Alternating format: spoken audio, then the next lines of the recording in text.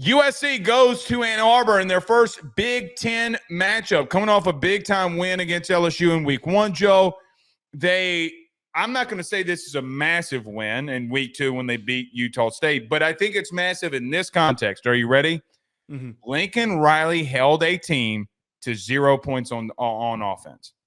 Let me repeat that.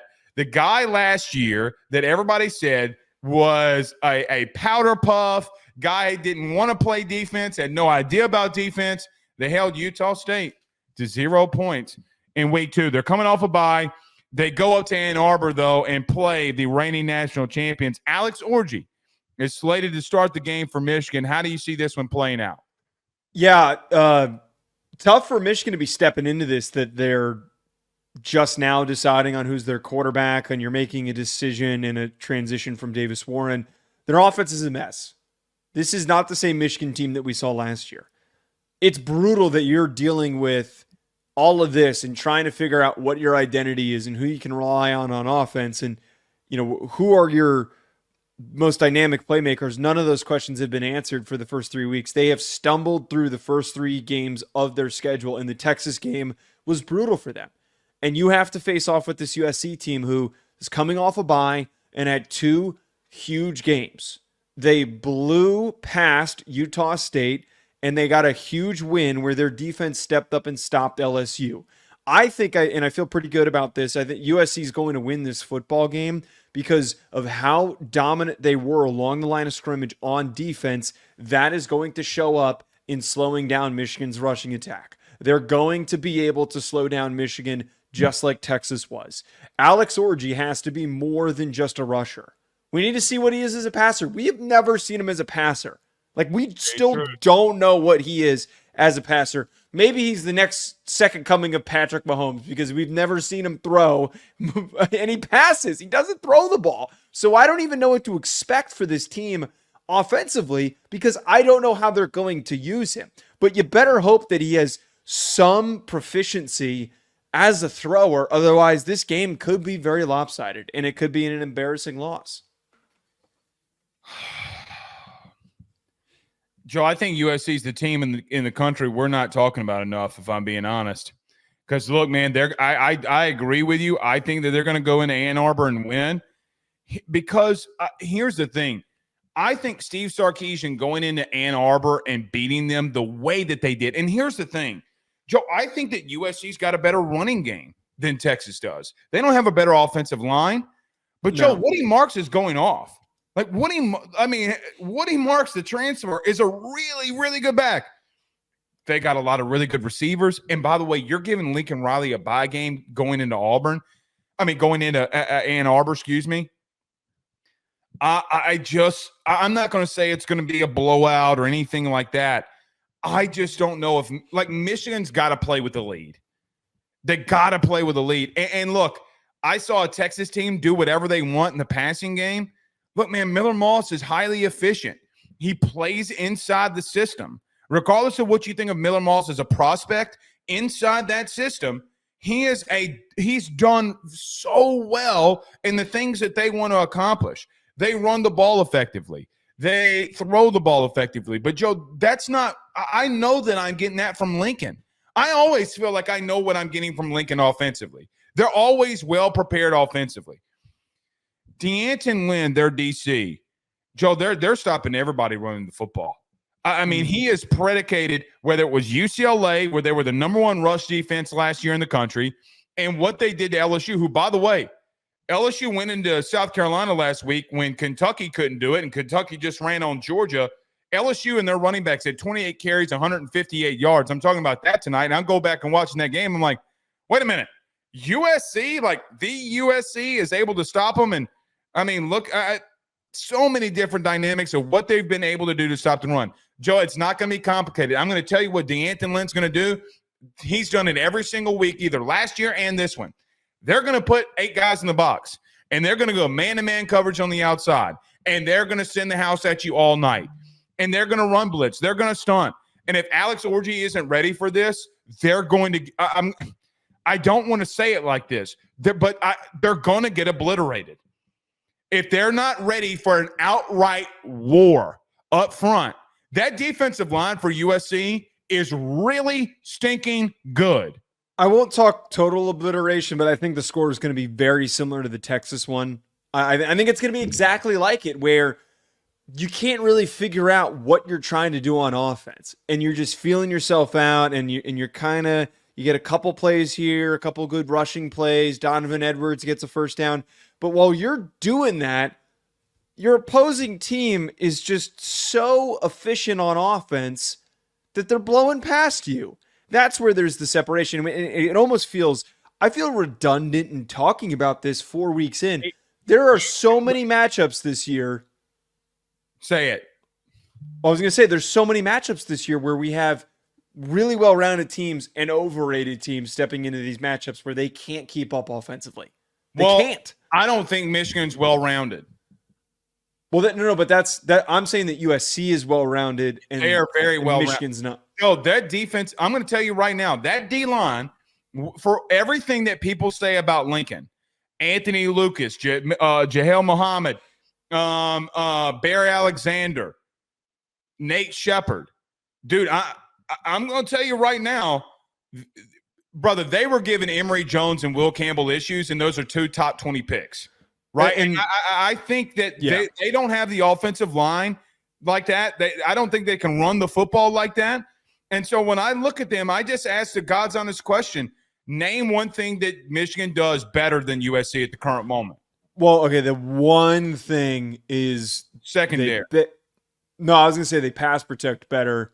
And because actually statistically, their secondary actually hasn't been that good. They're allowing, which is surprising, 234 passing yards per game, which isn't bad, but we saw the way that they played against Texas. They did not play up to expectation. But no, I would absolutely say that Michigan's offensive line is tremendous in pass protection. They've only given up 4 sacks this year. They didn't really give up many true pressures, like serious pressures to Texas, but they didn't play great.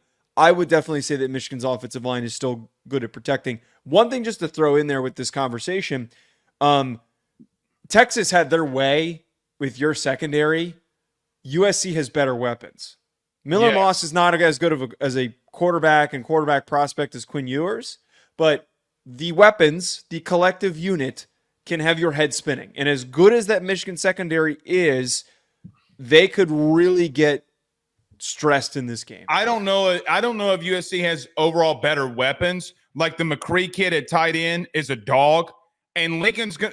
I guarantee you, if you call 1-800-Lincoln right now, and Lincoln Riley picked up the phone, and you asked him how many times he's watched that Texas film, it's going to be 1,000. Joe, the way that Lincoln has utilized his tight end, McCree, the first couple of weeks, he's been one of their more dynamic pass catchers. They're going to get Zachariah Branch out in space and say, "Go to town, kid." And look, I think there's a lot to be said. And look, I think there's a lot to be said about how much more well-rounded they are. Here's the question, and something we don't know. What if Alex Orji's able to come out and just absolutely light up the scoreboard? See, that is like a weird contingency that applies to this game. We literally don't know what he has. Like, he could come up and just completely stink and just be god awful. Well, but at the same time, people are going to say to you, though, in that is that, why did Davis Warren start then if he was that good? Well, right. It's probably not. Well, he could be a gamer. Like, in all seriousness, there are some guys in the history of football, and we all know this. We all played with guys like this, not just quarterbacks. People that played high school football, people that played in college, all had a guy that they played with that were awful in practice. Awful.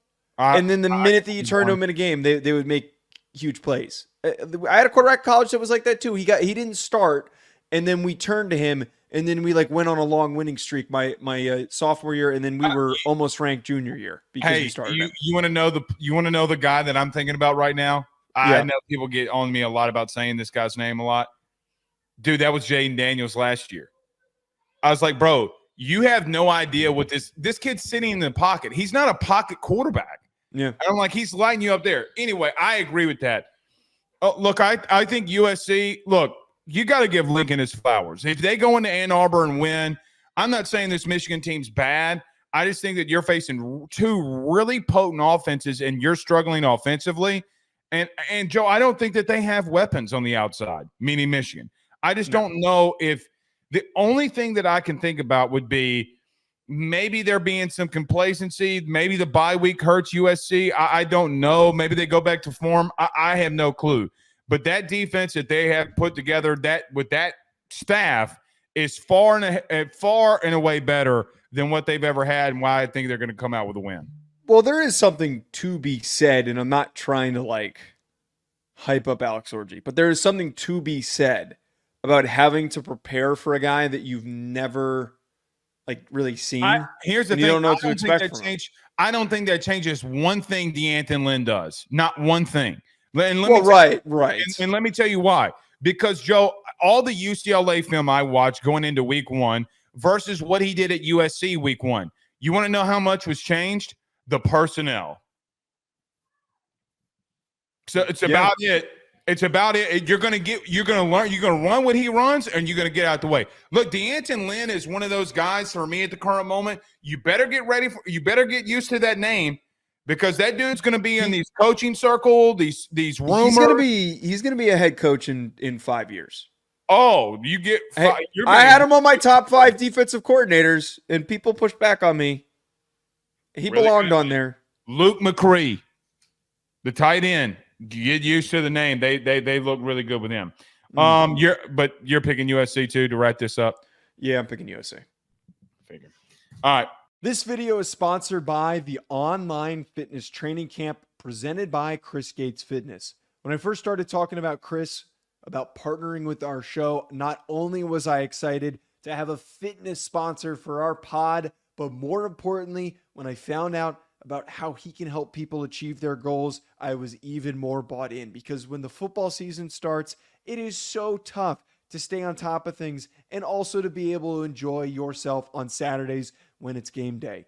With Chris Gates Fitness's online training camp, you're going to be able to effectively stay focused, consistent, burn fat, build muscle, and do it with a like-minded community of individuals working towards the same thing. On top of this, you're going to be able to get direct coaching from Chris and the ability to ask him questions with an access to a live Q&A where you can get direct personalized support from Chris himself. Don't wait any longer. If you're trying to get in shape during this fall and you want to be able to do it with the right support system, head on over to chrisgatesfitness.com/training camp or click the link in the description. And you need to do it today, because you can get the first month. Personal training is expensive, folks. The first month for only $10 when you use that code RuffinoJoe. Don't wait any longer. Head on over there. BetOnline remains your top spot for all of your live betting action and contests. NFL, college football, UFC, NHL are all in full swing. BetOnline is your number one source for wagering news, odds, trends, and predictions, with both desktop and mobile access at any time. Head to BetOnline today and use promo code BELIEVE, that's BLEAV, for 50% off your first deposit. That is a 50% welcome bonus. BetOnline, where the game starts.